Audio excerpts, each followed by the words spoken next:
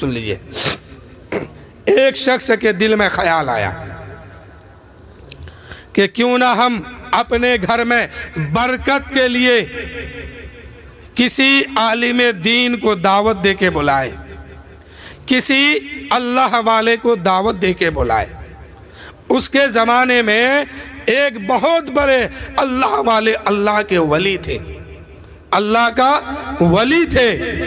اس وقت اس دور کا سب سے بڑا رئیس جو ہے اس اللہ والے کے دربار میں گئے اور کہنے لگے، حضور میں آپ کی بارگاہ میں اس لیے آیا ہوں کہ آپ میرے گھر میں دعوت قبول کر لیجئے اور میرے گھر میں اپنا پاک قدم رکھ دیجئے۔ اس اللہ والے نے کہا کہ میں جاؤں گا، لیکن میری کچھ شرائط ہے، اگر مان لو گے تب جاؤں گا۔ میری کچھ شرط ہے، اگر مان لو گے تب میں جاؤں گا۔ تو میرے دوستو، اس امیر آدمی نے کہا، اس بادشاہ نے کہا کہ ہاں حضور میں آپ کی بات کو مان لوں گا۔ وہ امیر سمجھ رہا تھا کہ یہ اللہ والے ہیں، نماز پڑھنے کہیں گے، روزہ رکھنے کہیں گے، زکوٰۃ دینے کہیں گے، میں دے دوں گا، کر لوں گا۔ کہا حضور آپ کی بات میں ماننے کے لیے تیار ہوں۔ اس اللہ والے نے کہا ایسے نہیں، لکھو کاغذ میں۔ کاغذ نکالا گیا۔ اس وقت چمڑے کے اوپر لکھا جاتا تھا، یا پتے کے اوپر، یا کاشے کے تھالی کے اوپر۔ تو اس امیر آدمی نے لایا اور لکھنا شروع کیا۔ تو اللہ والوں نے فرمایا کہ پہلی شرط میری یہ ہے کہ میں جہاں چاہوں گا وہاں بیٹھ جاؤں گا، تمہیں روکنا نہیں ہوگا، تمہیں کچھ بولنا نہیں ہوگا۔ اس امیر آدمی نے کہا یہ اللہ والے ہے، غریب آدمی ہے، زندگی بھر اپنے جھوپڑی میں ہے، مٹی کے اوپر بیٹھتے ہیں، یہ سوچتے ہوں گے کہ میرے محل میں بیٹھیں گے، میری کرسی پر بیٹھیں گے، میرے بچھونے پہ بیٹھیں گے، میرے گدے پہ بیٹھیں گے۔ اس امیر آدمی نے کہا ہاں میرے آقا، میں آپ کی بات قبول کرتا ہوں اور لکھ بھی لیتا ہوں، جہاں آپ چاہیں گے وہیں بیٹھ جائیں گے، میں روکوں گا بھی نہیں، ٹوکوں گا بھی نہیں۔ اس نے کہا اللہ والوں نے فرمایا کہ دوسری بات یہ ہے، دوسری شرط یہ ہے کہ میں جو چاہوں گا وہ کھاؤں گا۔ بس مختصر کہ جو چاہوں گا وہی کھاؤں گا۔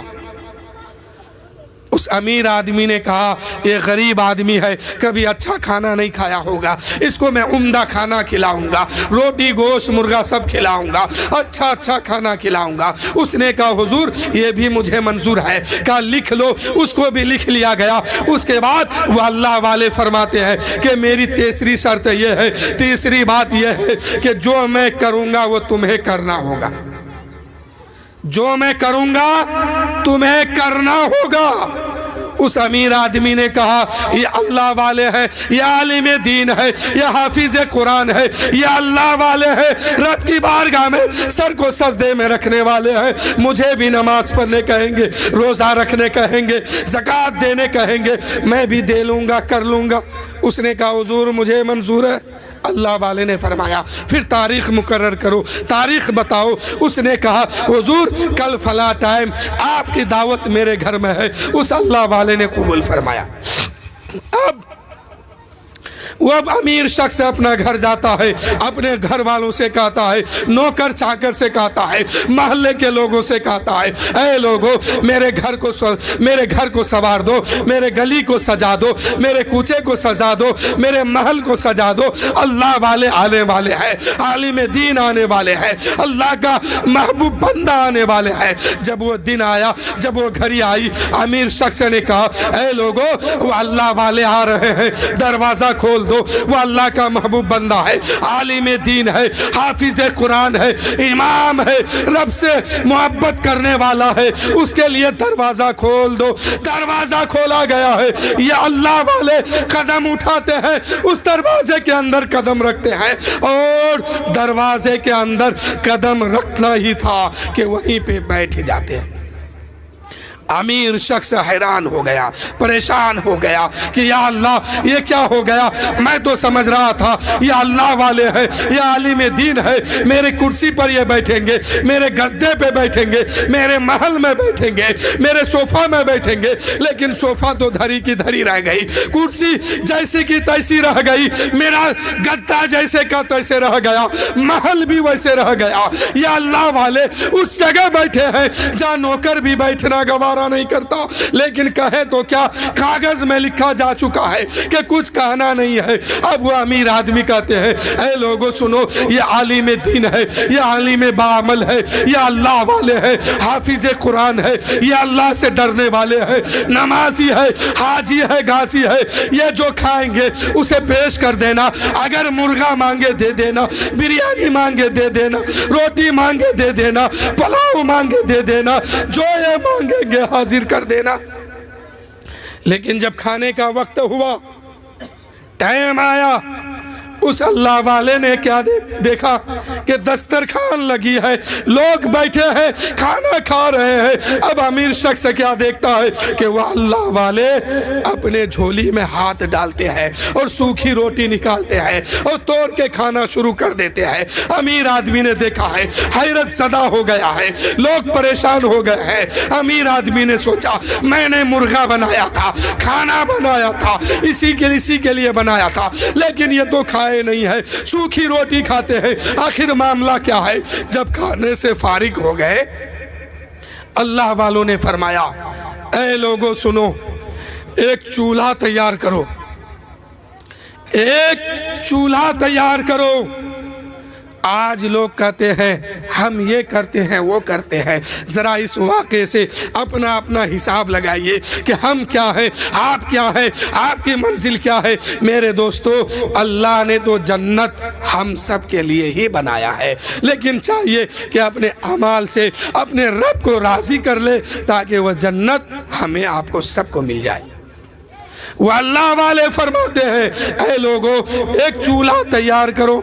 چولہا جب تیار ہو گیا، اس اللہ والے نے فرمایا اے لوگو لکڑیاں جمع کرو۔ لکڑیاں جمع ہو گئی، اللہ والوں نے فرمایا اے لوگو اس کو چولہا کے اندر ڈال دو اور آگ سلکاؤ، آگ لگا دو اس میں۔ آگ جب لگ گئی ہے، آگ جب جل گئی ہے، اللہ والوں نے فرمایا ایک کڑھائی منگاؤ۔ اب امیر کا ہکا بکا اڑ گیا، لوگ پریشان ہو گئے، پتہ نہیں کیا ہونے والے ہیں، لیکن اس اللہ والے نے فرمایا، اس اللہ کے ولی نے فرمایا اے لوگو ایک کڑھائی منگاؤ۔ کڑھائی لایا گیا ہے، اللہ والوں نے فرمایا اس کڑھائی کو اس چولہے کے اوپر رکھ دو۔ اس چولہے کے اوپر کڑھائی رکھا گیا ہے، آگ جل رہی ہے، اوپر کڑھائی ہے۔ کڑھائی جب آگ کے شعلوں سے لال سرخ ہو جاتا ہے، اللہ والوں نے کیا کیا، اپنے پیر سے جوتی نکالتے ہیں اور خالی پیر اس کڑھائی کے اوپر کھڑے ہو جاتے ہیں اور ارشاد فرماتے ہیں اے امیر لوگوں سنو، آج میں نے صبح سے شام تک کیا کیا ہے اس کا میں حساب دیتا ہوں، اس کا میں حساب سناتا ہوں۔ اے امیر لوگوں سنو، آج میں نے صبح اتنی رکعت نماز پڑھی ہے، اتنا قرآن کی تلاوت کی ہے، اتنا غریبوں کی مدد کیا ہے۔ یعنی وہ امیر لوگ اس کے بیان کو سنتے ہیں، وہ اللہ والے فرماتے ہیں اے لوگوں سنو، صبح سے شام تک میں نے کیا کیا کیا ہے اس کا حساب میں دیتا ہوں۔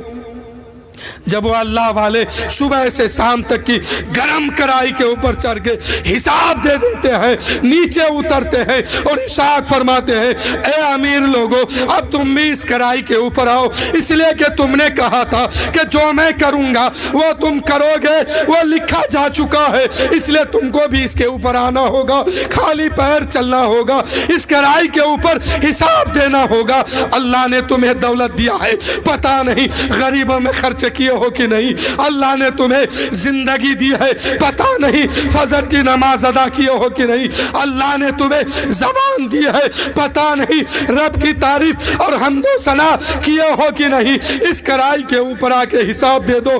امیر آدمی نے کہا، بادشاہ زادہ نے کہا اے اللہ کے ولی میں اس کڑائی کے اوپر کیسے آؤں گا؟ اگر اس کے اوپر میں آ گیا میری وجود چل جائے گی، میں جل کے ختم ہو جاؤں گا، اس لیے اس کے اوپر میں نہیں آ پاؤں گا۔ उस अल्लाह वालों ने फरमाया, उस अल्लाह के वली ने फरमाया, ऐ अमीर लोगों सुनो, जब एक दुनिया की छोटी सी कढ़ाई पर तुम चढ़ के हिसाब नहीं दे सकते हो तो कल मैदान महशर में कैसे हिसाब दोगे?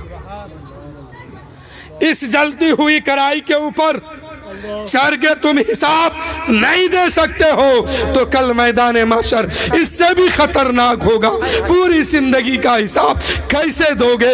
इसलिए मेरे दोस्तों, इस वाकया से अपने आप को संभालने की जरूरत है, इसलिए कि मैदान महशर जब कायम होगा, नफसी नफसी का आलम होगा, कोई किसी का सुनने वाला ना होगा, ये जमीन तांबे की होगी, सूरज सवाए नेज़े पर होंगे, तो उस वक्त क्या हाल होगा? उस अल्लाह के वली ने फरमाया, ऐ लोगों, अगर इस गरम कढ़ाई के ऊपर चढ़ के तुम एक दिन का हिसाब नहीं दे सकते हो तो पूरी जिंदगी का हिसाब मैदान महशर में कैसे दोगे?